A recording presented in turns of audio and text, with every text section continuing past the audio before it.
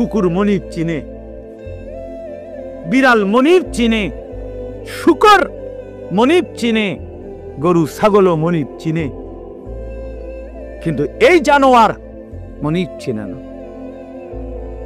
30 বছর এই জানোয়ার মনিবের সাথে যুদ্ধ করে, 30 বছর সুদ খায়, 30 বছর ধরে মিথ্যা বলে, 30 বছর ধরে ওজনে কম দেয়।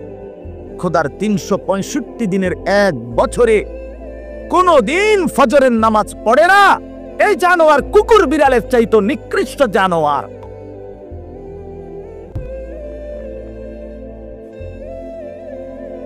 তো মানুষের বাচ্চা দূরে থাক, পরের খবর। এক জন্তু জানোয়ার যেতটুকু মনিব চিনে, এই জানোয়ার এটাও চেনে। এক বছরে কোনোদিন মনে পড়বে না একটা মুসলমানের বাচ্চা। আরে কি ও ভাই, আমার কাছে রীতিমতো এটা গবেষণার বস্তু মনে হয় যে এটা কিভাবে সম্ভব, এটা কিভাবে সম্ভব, এটা কিভাবে সম্ভব যে একটা বছর চলে গেছে এই নাফরমান কোনোদিন ফজরের নামাজ পড়ে নাই। এটা মানুষের বাচ্চা কেমনে, আমার এটা মাথাতে ধরে। কেমনে মানুষের বাচ্চা হইল? পরে মানুষের বাচ্চা কেন বলবে? ওই জানোয়ার না তো কে জানোয়ার?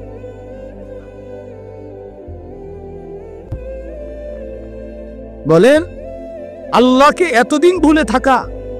আস্তাগফিরুল্লাহ, আস্তাগফির। 20 বছর লাগাতার দাড়ি কাটা। ওমা, এটা কি ডাকায়? এবারটা কেমন শক্ত ডাকায়, চিন্তা করছেন আপনি? তার কলজা কত শক্ত। আল্লাহ দেখাই দেবো আপনার, আমনে দিবেন যতবার আমি কাটনু ততবার। দেহুম আমনে পারেন না, আমি পারি। হ্যাঁ হ্যাঁ, সে তো মতে এটা করতেছে না, আল্লাহর সাথে যুদ্ধ করছে। যুদ্ধ প্রতিবার যে দাড়ি কাটে তো প্রত্যেকবার আবার নতুন করে দেয়, দাড়ি গজায়। এটা কে দেয়? কথা বলেন না কেন? তো সে যে আবার কাটতেছে, তো কার উপরে কাটতেছে? সে কাকে বুঝাইতে চাচ্ছে যে আপনি দিতে পারেন কতবার, আমি কাটতে পারি কতবার, আমি দেখাই দেব।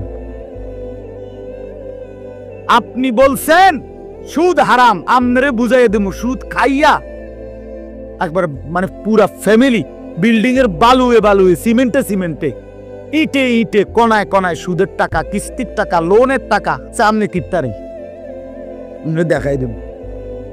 নাচ গান হারাম করছেন, আমার টাকা দিয়ে ডিশের বিল দেব, আমার টাকা বিদ্যুৎ বিল, রঙিন টেলিভিশন 1,90,000 টাকা দিয়ে কিনছি লন। এবার আমার বউ বাচ্চারে সবাইরে বলে দিছে, বউ বাচ্চা, এই শোন, তোরা আমার বিবি বাচ্চা শোন, আল্লাহ নাকি নাচ গান হারাম করছে। আমি আল্লাহর সাথে চ্যালেঞ্জ করলাম, তোগো বিষয়টা আমি দেখমু, তোরা দেখ, আমি বুঝ করমু, চাই কি হয় ফর হইব, তোরা চা।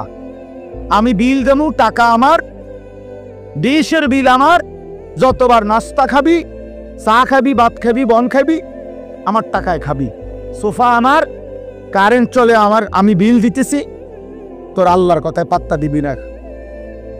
উনি বলুক, মাতিস না, বাদ দে এগুলা। কার সাথে গাদ্দারি করছেন? কার সাথে? হারামখোর, তুমি কার সাথে গাদ্দারি করো? এই ছেলে, তুমি শুনো নাই? নারীর ছবি, মোবাইলের অশ্লীল দৃশ্য, উলঙ্গ নাচ তোমার আল্লাহ হারাম করছে, যে তোমারে সৃষ্টি করেছে, যে তোমারে বানিয়েছেন। রাসূলুল্লাহ সাল্লাল্লাহু আলাইহি ওয়াসাল্লাম বলছেন, শরীয়ত বহির্ভূত, ইসলাম অনুমোদিত নয় স্বামী স্ত্রীর পবিত্র সম্পর্ক ব্যতীত, হালাল সম্পর্ক ব্যতীত ভিন নারী যাকে দেখার অনুমতি নাই তাকে দেখাটাও জিনা, তাকে হাত দিয়ে স্পর্শ করাও জিনা, তার দিকে পাও দিয়া এগিয়ে যাওয়া এটাও জিনা, তাকে অন্তর দিয়ে কল্পনা করা এটাও জিনা, তাকে চোখে দেখা এটাও জিনা, আবার লজ্জাস্থানের মাধ্যমে সরাসরি জিনা করা, এটাও জিন। সবটাই জিন, সবটাই ব্যভিচারী। জিনাল লিসান, জিনাল ইয়াদ, জিনার রিজিল, জিনাল নফস, জিনাল ফরজ। হাতের জিনা, জিনা জবানের জিনা, চোখের জিনা, পায়ের জিনা, অন্তরের জিনা, লজ্জাস্থানের জিনা, সব জিনা। এজন্য যে যুবক দিন রাত মোবাইলে অশ্লীল ছবি দেখে, ও তো ব্যভিচারী, ও জিনাখোর, ও ব্যভিচারী, ও নরপশু, ও নিকৃষ্ট, ও জঘন্য, ও জঘন্য, এই সমাজের সবচেয়ে জঘন্য মানুষ। কোরআন কারীম আল্লাহ বলছে, ওয়ালা তাকরাবুজ জিনা ইন্নাহু কানা ফাহিশা ওয়া সাআ সাবিলা। আমার বান্দা, কোনোভাবেই জিনা ব্যভিচারের কাছেও যেও না। এটা শোনো, বড় বড় বেশি অশ্লীলতা এবং অত্যন্ত মন্দ রাস্তা। এ পথ তুমি মারাইও না বান্দা। এই নারীর ফান্দে পইরো না, এ নারীর লোভে পইরো না, নারীর ছবিতে নিজেকে ফাঁসায় দিও না, নারীর নাচে নিজেকে হারায় দিও না। এটা বড় মন্দ রাস্তা। নবী সাল্লাল্লাহু আলাইহি সাল্লাম বলছে, ফাত্তাকুদ দুনিয়া ওয়াত্তাকুন নিসা।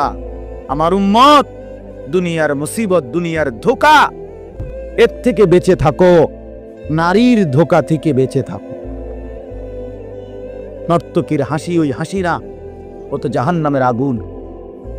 বেপর্দা নারীর অঙ্গভঙ্গি, এ তো অঙ্গভঙ্গি না দোস্ত, ছেলেরা, এ তো জাহান্নামের আগুন। ওই পাউডার ফেয়ার এন্ড লাভলি তো আগুন, আগুন ছাড়ার কিছু না। বেহায়া বেপর্দা নারী তো তোমারে আগুনের মধ্যেই ফেলে দিল, জাহান্নামেই ফেলে দিল। কোরআনুল কারীমের মধ্যে আছে, আল্লাহ তাআলা বলছে তিনটা অপরাধ, ওয়াল্লাযীনা লা ইয়াদউনা মা'আল্লাহি ইলাহান আখারা ওয়া লা ইয়াকতুলুনা আন-নাফসাল্লাতী হারামাল্লাহু ইল্লা বিল হক ওয়া লা ইয়াজনুন। এই তিনটা অপরাধ। এক, আল্লাহর সাথে শিরিক। দুই, অন্যায়ভাবে কাউকে হত্যা করা। তিন, জিনা এবং ব্যভিচার করা। আল্লাহ বলেন এই তিনটি অপরাধ যে করবে, সূরা ফুরকানের মধ্যে আছে, আমান ইয়াফআল যালিকা ইয়ালকা আসামা। আল্লাহ বলেন এই তিনটি কাজ যে করবে, সে নিশ্চিত শাস্তির মুখোমুখি হবে। কেমন শাস্তি? আল্লাহ বলেন, ইউদাআফ লাহুল আযাবু ইয়াউমাল কিয়ামাহ।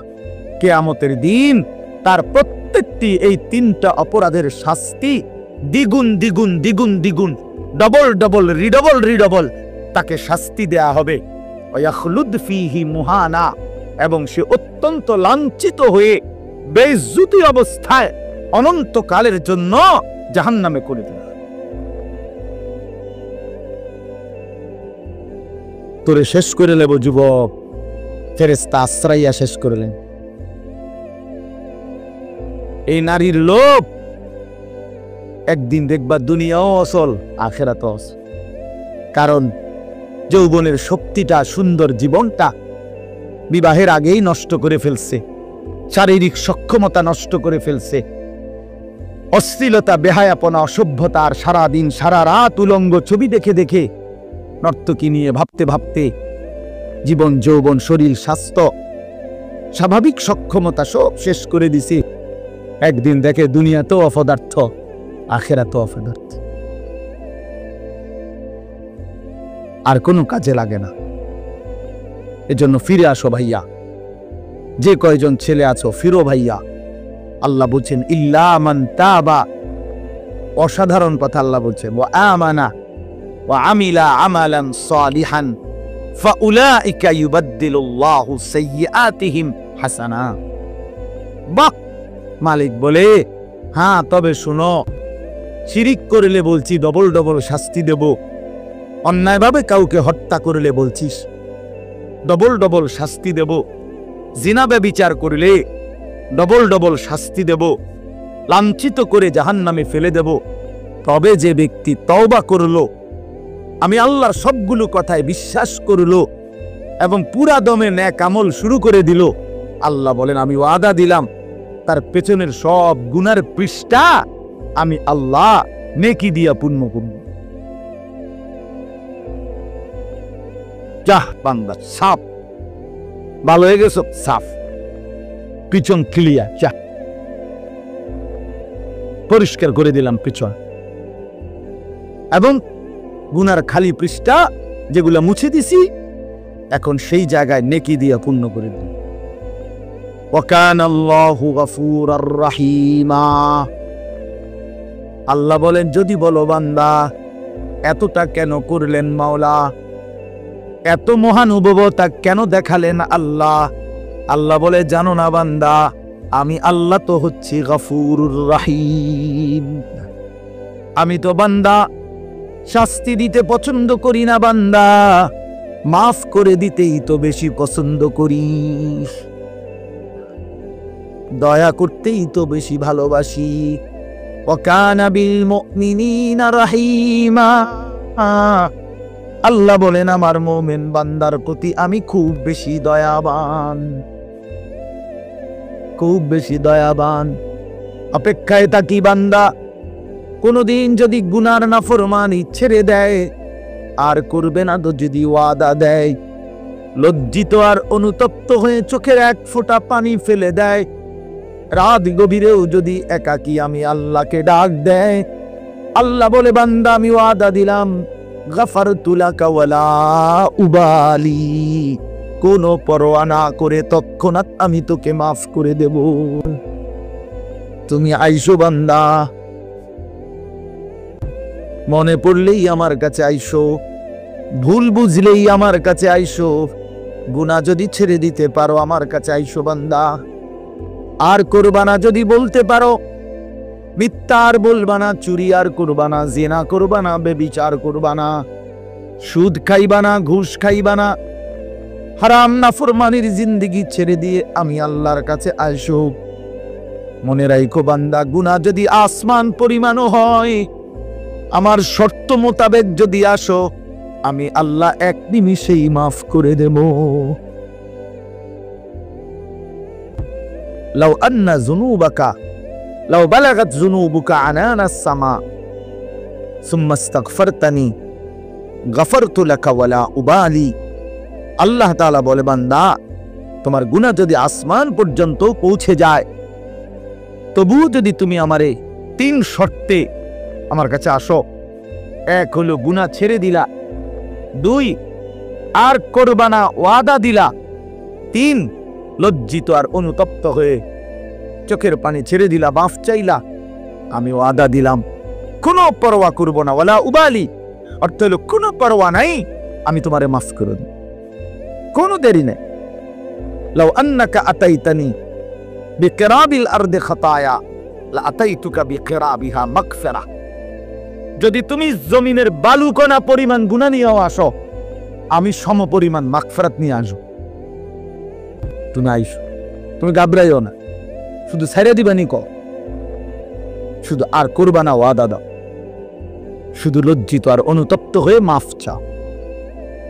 আল্লাহ নবী সাল্লাল্লাহু আলাইহি ওয়াসাল্লাম বলেন ইন্নাল্লাহা ইয়াকবালু তাওবাতাল আবদ মা লাম ইউগারগিল। মৃত্যুর চূড়ান্ত যন্ত্রণা, সাকরাতুল মাউত, গরগরা, শেষ নিঃশ্বাস টানা, মানুষ মৌতের পূর্বে যেটা টানে, এই গরগরা আসার পূর্ব পর্যন্ত যদি আমার কাছে তওবা করে ওই 3 শর্তে আমার কাছে যদি আসো, আল্লাহ রাসূল বলছে আল্লাহ মাফ করে দিন। কিন্তু শর্ত হইল ওই 3টা হইতই। আমনের ভিতরে ইয়াকিন, আমনে কোনো বাটফারি ছাড়তেন না, আমনে যেমনি আছেন এমনি হুজুরের লগে তালে তালে ডোলে আস্তাগফিরুল্লাহ রাব্বি বিতে হেবডার বিড়ি, বুঝেন নাই? পকেটে বিড়ি, হেবডা কয় আস্তাগফিরুল্লাহ, কিতা আস্তাগফিরুল্লাহ, মস্কারি করেন, হ্যাঁ মস্কারি করেন, আল্লাহর সাথে মস্কারি করেন। ভিতরে হারাম পুরা। সিদ্ধান্ত ওজনে কমে দিয়ে যামু, সিদ্ধান্ত সুদের টাকা খরচে করমু, সিদ্ধান্ত অশ্লীল ছবি দেখেই যাব, সিদ্ধান্ত আমার বেডি বাচ্চা আমার ঘরে রঙিন টেলিভিশন দেখবেই, সিদ্ধান্ত হারাম। অথচ মুখী বলতেছে আস্তাগফিরুল্লাহ। আল্লাহ তাআলা বলে, বান্দা তুই আসিস কবরে, তোরে টাঙ্গাইয়া ফিটমু আমি। একটা বাড়ি দিবে আমার ফেরেশতা, এক এক বাড়িতে 7 তবক জমিনের নিচে ডাইবা যাবি, আবার উঠবি, আবার মারবে, আবার ডাববি। এভাবে কিয়ামত পর্যন্ত আমার একজন ফেরেশতা, যে অন্ধ, যে কানে শুনে না, যে কথা বলতে জানে না, বোবা বধির অন্ধ সাহাবীকে দিয়ে আমি তোরে কবরে কিয়ামত পর্যন্ত তোরে লোহার মুগুর, লোহার গুর্জ দিয়ে আঘাত করতে থাকবো। বান্দা তুমি আমারে কি মনে করছো? হ্যাঁ, ويضرب له بمطرقة من حديد ضربة بين أذنيه فيصيح صيحة يسمعها من يليه وهو إلا الثقلين। নবীজি বলেন, নাফরমানের কবরে ফেরেশতা তাকে কান বরাবর এত জোরে আঘাত করবে লোহার মুগুর দিয়া, কান, 2 কানের মাঝখানে, বরবাতান বাইনা উযুনাইহি, 2 কানের মাঝখানে বাড়ি দিবে। আল্লাহর নবী বলেন, নাফরমান এত জোরে চিৎকার করবে, মানুষ এবং জিন ব্যতীত আল্লাহর সমস্ত সৃষ্টি এই বেঈমানের চিৎকার শুনতে পান। হ্যাঁ, আমি সরাসরি হাদিস করছি, আমার কাছে কিতাব, এটা গাড়িতেও আছে, চলেন দেখাই। ওয়ায়ুকাইয়াদু লাহু মালাকুন আসাম্মু আবকামু। নবীজি বলেন, তার জন্য যে ফেরেশতাকে নিয়োগ দেওয়া হবে কবরে, সেই ফেরেশতা বোবা বধির। আরেক হাদিস আছে আমা, অন্ধ। তো এই যে বেচারা যে চিল্লায়, উনি তো শোনে না, কথা বোঝেন নাই। এই বেচারা যে চিল্লাইতেছে, ফেরেশতা তো দেখেও না। এই বেচারার চিল্লানির জবাবে উনি যে তার একটা সান্ত্বনা দিব, এই তো উনি তো কথাই কইতারেন। আমরা তো শুধু ফিটের রূপে আছে, এনে কি চলতে আছে ওই বেটার জান শেষ, সে তো খবর নাই। ফেরেশতা তো শুধু ফিরতে আছে। আল্লাহ আমাকেই মাফ করে দেন। হাদিসের মধ্যে আছে, বাপ, বয়স্ক বাবা, আপনাদেরকে বলি, বয়স্ক বাপ জীবনটা শেষ হায়াত সাদওয়ানে শেষ করে দিলেন। বয়স্ক মানুষ জিফুত সব যখন মোটামুটি আয় রোজগার শুরু করে অন, এবার অসংখ্য মানুষ চা দোকানদারের সাথে চুক্তি করে, চা দোকানদার ভাই, এ আল্লাহর যে কয়দিন হায়াত দেয়, আল্লাহর রহমতে দোয়া করেন, এই 3টা-4টার দিকে আমু আমনের কাছে রাত 9টা-10টা পর্যন্ত যতক্ষণ শরীরে কুলায় আমনের চা দোয়ানে বয়ে থাকমু, বন খামু, বিড়ি খামু, চা খামু, আলু চপ, পেঁয়াজু, আর কি। আর টেলিভিশন শুনলে যে দূর পারি, অন্তার এই বয়স নাই, তারপরও চাইলাম পুরান কথা তো মনে হইব কমপক্ষে। এই জন্য এই অসভ্যতা। 60 বছর বয়স এখনো বিড়ি খায়, 60 বছর বয়স এখনো কথায় কথায় গালি দেয়, 60 বছর বয়স এখনো হারামের রোজগার করে, 60 বছর এখনো চা দোকানে নর্তকীর নাচ আর নাটক সিনেমা দেখে। এই লোক কি পরিমাণ অসভ্যতা! এই লোকের গুনাহ কত ভারী চিন্তা করেন। গুনাহ শুরু করছে মনে 14 বছর থেকে, নাফরমানি শুরু করছে আজকে 15 বছর থেকে, বয়স হয়ে গেছে 60, আজও ফিরবার সময় হয় নাই, এখনো কবর মনে পড়ে নাই, এখনো আখিরাত মনে পড়ে নাই। হায় দুর্ভাগা বাবা, আর কোন দিন মনে পড়বি? বলে আর কোন দিন, আর কখন? আলহাকুমুত তাকাসুর হাত্তা যুরতুমুল মাকাবির। কোরআন শরীফে আছে, আল্লাহ বলছে, বান্দা আলহাকুমুত তাকাসুর, দুনিয়ার লোভ, দুনিয়ার নেশা বাড়ানোর প্রতিযোগিতা, আরো গাড়ি, আরো বাড়ি, আরো বিল্ডিং, আরো দালান, আরো জায়গা, আরো জমি, আরো ক্ষেত, আরো ফসল, আরো নেতাগিরি, আরো মাতব্বরি, আরো অহংকার, জি ফুত, এই নিয়ে বাড়াবাড়ি। আল্লাহ তাআলা বলে, সব এগুলো তোমাদেরকে ডুবাইয়া দিল, আখিরাত ভুলাইয়া দিল। হাত্তা যুরতুমুল মাকাবির, এভাবেই একদিন কবরেই পৌঁছে গেলা, একদিন তো কবরেই পৌঁছে গেলা। কাল্লা সাউফা তা'লামুন, আল্লাহ বলে সাবধান বান্দা, এই কবরে আসলেই তুমি জানতে পারবা তোমার নাফরমানির শাস্তি কি। সুম্মা কাল্লা সাউফা তা'লামুন, আবারও জানতে পারবা হাসরের ময়দানে জাহান্নামের শাস্তি দিয়া তোমার নাফরমানির পরিণতি কি। দুইবার বলছেন আল্লাহ, একবার বলছে কবরে জানতে পারবা তোমার নাফরমানির শাস্তি কি, আরেকবার জাহান্নামে জানতে পারবা হাসরে তোমার নাফরমানির শাস্তি কি। সামান্য কয়টা বুট বেচতে বেচতে বেচারা এক ওয়াক্ত নামাজ পড়ে না, কদ্দুর চা বেচে, দুইটা বন বেচে, বেচারা এক ওয়াক্ত নামাজ পড়ে না। একটা অটো চালায়, নামাজ পড়ে না। একটা সিএনজি চালায়, নামাজ পড়ে না। 12,000 14,000 টাকার একটা বেতন, এই কদ্দুর চাকরি করে, এটুকুর জন্য একটা নামাজ, একটা সেজদা দেয় না আল্লাহকে। হায় রে নাফরমান, কি পাইয়া আল্লাহরে ভুলে গেলা। এই একটা বুটমুড়ির দোকান, একটা বন বিড়ির দোকান, একটা অটো, একটা সিএনজি, 12,000 14,000 20,000 টাকার একটা সামান্য চাকরি, এই সামান্য এটুকুর জন্য আল্লাহকে ছেড়ে দিলেন, আখিরাতকে ভুলে গেলেন। আস্তাগফিরুল্লাহ, আস্তাগফির। প্রিয় ভাই আমার, ছেলেরা আমার, তোমাদেরকে বলি ভাইয়া, 12,000 টাকার একটা বড় মোবাইল অথবা 18,000 টাকা 20,000 টাকার একটা মোবাইল পাইয়া আল্লাহকে এভাবে ভুলে গেলা। নিজের চরিত্র, নিজের ইজ্জত, নিজের আত্মমর্যাদা, নিজের বংশের মর্যাদা, বাবা মায়ের সম্মান, ইসলামের সম্মান, আল্লাহর কথা, রসুলের কথা, কবর, মরণ, আখিরাত সব ভুলে গেলা ভাইয়া। এই মাত্র 20,000 টাকার কাছে এভাবে হেরে গেলা, এভাবে চরিত্রহীন হয়ে গেলা। সারা দিন নাই, রাত নাই। আমাদের ছেলেগুলোর দিকে তাকাইলে মায়া হয়। সারাটা দিন হাঁটে, বসে, চলে, ফিরে, শুধু মোবাইল, শুধু মোবাইল, শুধু মোবাইল, শুধু রাতকে রাত, সারা রাত। ওই দেখেন ওই অপদার্থ কি করে, দেখেন, দেখছেন, দেখছেন ভাই কি পরিমাণ অপদার্থ, দেখেন কি পরিমাণ বেহায়া। চিন্তা করছেন? হ্যাঁ, এটাই জীবন। কিসের ইসলাম? কে বলে, কি বলে আমার মোবাইল, আমি আছি, আমার মোবাইল আছে, এমবি আছে, চার্জ আছে, খালাস। আর কি, আর কি বল? এই অসভ্যতার শেষ কোথায়? এই নোংরামির শেষ কোথায় বলেন? আমাদের এই প্রজন্ম গিয়ে থামবে কোথায়? 12 বছর 14 বছরের ছেলে যদি দিন রাত এভাবে মোবাইল ব্যবহার করে, তার ভবিষ্যৎ কি? তার আগামীর সম্ভাবনা কি? আগামীর পরিণতি কি বাস? আপনারা যারা বাবারা এই যে সন্তানগুলো রেখে যাচ্ছেন, এদের ভবিষ্যৎ কি? যে একটা ওয়াক্ত নামাজ পড়ে না, যে আল্লাহর কোরআন পড়ে না।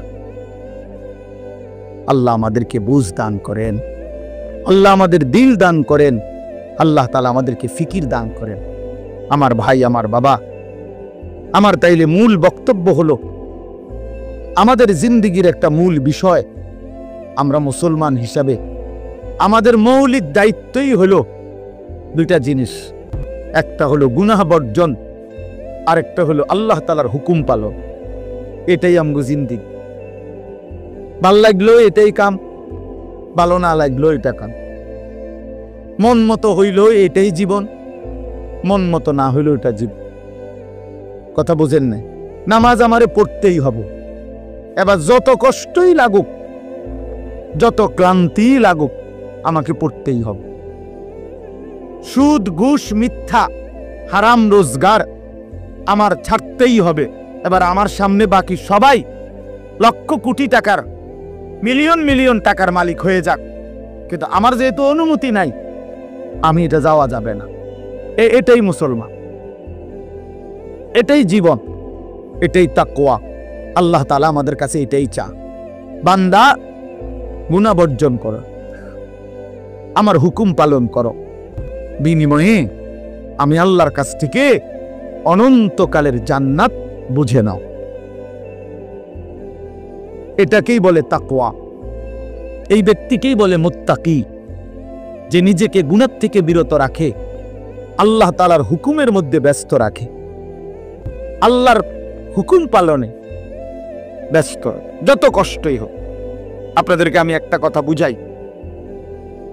মনে করেন আমি প্রতিদিন রাতের 3:30, 3টা, 4টা সচরাচর এই টাইমে বাসায় ফিরি।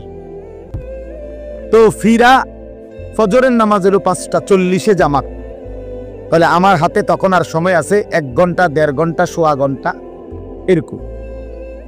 এখন এই পুরা টাইম আমি বসে থাকাও আমার জন্য কষ্টকর, কারণ আমি এই 11টা বা 12টার দিকে ঘুম থেকে উঠে যে দৌড়াদৌড়ি শুরু করি, হুলস্থুল ব্যস্ততা, রাত 2টা বাজলে 3টা বাজলে আমার শরীরে আর বল থাকে না, আমি প্রচন্ড ক্লান্ত হয়ে যাই। সারা দিনের মাহফিল ছাড়াও আরো বহু কাজের সাথে কম বেশি আমার সম্পৃক্ততা আছে, অসংখ্য দিনই কাজের সাথে ব্যস্ততা আছে। তো এখন 3:30, 3টা, 4টার দিকে যাই আমি বাসায়, গিয়া যখন ঘুমাই তো আর 1 ঘন্টা বাকি ফজরের জামাত, 1.5 ঘন্টা বাকি। আমার জন্য ভীষণ কষ্ট হয় এই সময় আবার উঠা ফজরের জামাত ধরা। আমি আমার ঘুমের চারদিকে 3টা অ্যালার্মওয়ালা, একটা অ্যালার্মওয়ালা ঘড়ি, 2টা মোবাইল, একটা চায়না মোবাইল, পিছনে পুরাটাই স্পিকারওয়ালা, অনেক আওয়াজ হয়, ভীষণ আওয়াজ এটা। এইটা একটা, এই মোবাইল একটা, আবার একটা অ্যালার্ম ঘড়ি, 3টা একসাথে। একটা টি টেবিলের উপরে, একটা আমার কাপড় চোপড় রাখি, আমার একটা ছোট্ট আলমারি আছে, এটার উপরে একটা আমার মাথার কাছে, অর্থাৎ একটু দূরে রাখি এই জন্য যে অনেক সময় হয় কাছেরটা অ্যালার্ম বাইজে বন্ধ করে দিছি ঘুমের তারান, তো এইটা তো বাজে, ওইটা তো বাজে। তার মানে 3টা একসাথে যখন বাজা শুরু করে, শেষ পর্যন্ত আমাকে উঠতেই হয়, কারণ প্রচন্ড ঘুম রাইখাও আমি তখন উঠা জামাতে শামিল হওয়ার চেষ্টা করি। কেন? আমি এটা বিশ্বাস করি, মরি বাসি আমারও তো নামাজ পড়তেই হবে। কথা বুঝছেন কিনা আমার? তাহলে এটা যদি কারো সিদ্ধান্ত হয়, ভাই আমাকে এটা পড়তেই হবে, আমাকে এটা করতেই হবে, আমার এটা লাগবেই, এই ছাড়া আমার কোনো উপায় নাই। তো এই ছাড়া যেহেতু আমার কোনো উপায় নাই, অতএব এটাই আমার জিন্দিগি, এটাই আমার জীবন, এটাই আমার জীবন। এই পৃথিবীর সব মানুষ, পৃথিবীর সব সুন্দরী দেখুক, আমার জন্য যেহেতু অনুমতি নাই, আমি শুধু আমার বিবিকেই দেখি। কথার কথা, আমার যেটা অনুমতি আছে আমি তাকেই দেখতে হবে। এই পৃথিবীর কোটি কোটি মানুষ হারাম রোজগার করুক, কিন্তু আমি বিশ্বাস করি আমার আখিরাত আছে, আমার আল্লাহর সামনে হিসাব দিতে হবে। অতএব আমরা এই মাদ্রাসায় পড়ুয়ারা, কত কত মসজিদের ইমাম, আমাদের 10,000, 8,000 টাকা বেতন, 12,000 টাকা বেতন, অথচ বিবি অসুস্থ, একটা অপারেশন করতে গেলে বলে 50,000, 60,000, 1 লাখ টাকা। বেচারার চোখ দিয়া পানি পড়ে যে হায় কোত্থেকে কি হবে। কিন্তু এরপরেও এই 8-10,000 টাকা বেতনে আমাদের এই কওমি মাদ্রাসাগুলোর বেতন, উস্তাদদের যা বেতন তো আমরা বলি না, এই যাই একটু ওজিফা দেয়, এটা তো এক একজনের 50, 60, 70, 80 হাজার টাকা করে, ঠিক না? কি বলে?